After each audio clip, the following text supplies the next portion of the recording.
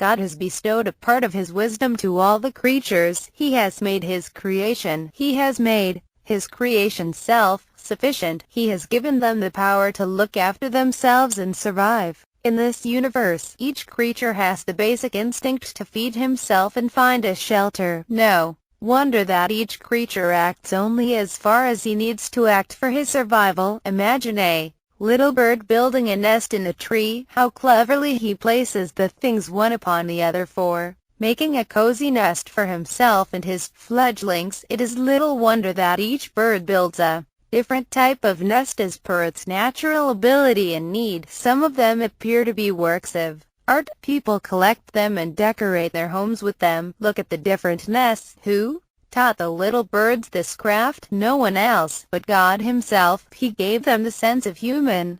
The little bird sings and calls her young ones when they hatch. The mother bird feeds the little ones with grains. As per the natural need, the birds peck at fruits or pick up grains to feed themselves. Look at the fish. They have no hands and feet. They have no hands and feet. They can live in water. They feed on small fish and water insects. Again, it is God who ordained them to swim in water and gave them such bodies and needs that they cannot live on land. God is really great. He gave the lion unmatched strength. He made him the strongest beast. Only flesh could make his food and nothing else. On the contrary, a horse which has great strength feeds only on grass and grain and cannot eat flesh. Who taught these animals to eat a specific type of food? It is God who taught them to do so. He created milch cattle. A cow yields milk which is very wholesome. Who made cow milk so sweet and wholesome? No one else but God himself. God has given a sense of faithfulness to dogs, who act like a night sentinel outside the doorway of their master house, and at times they are ready to lay down their own life for the sake of their master. God has created different creatures with different nature and has given them a different level of intelligence and common sense, though it cannot match that of man intellect.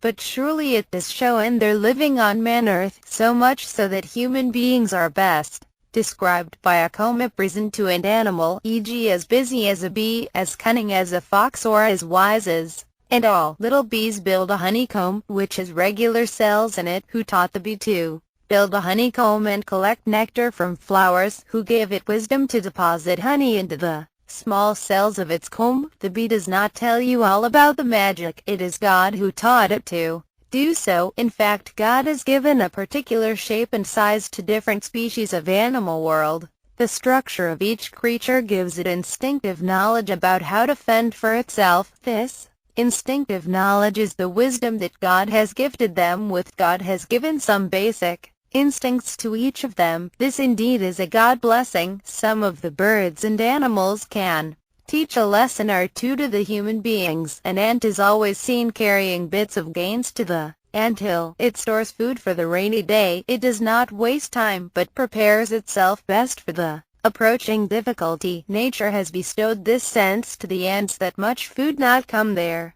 way during wet days, so they go about in meeting the challenge. We can also learn that the time to prepare for any emergency or the life needs is now and only now. Postponement of action may land you in trouble. A student who does not study hard during the whole year will have to face failure or bad performance at the end. A wise student will plan much in advance the way to glorious success and work as per that schedule. Look at the behavior of a fox. Who does not know the story of a stork and the fox, or the fox and the lion? You must have read these stories in your primary classes. From the behavior of the fox, learn to be careful of wily people. How smoothly they manage to hoodwink the people around them for their own benefit. We learn to beware of such crooked minds who may harm us. Thus animal kingdom is graced by God to benefit human beings in their own humble way. We need eyes to recognize their merit and thank God for his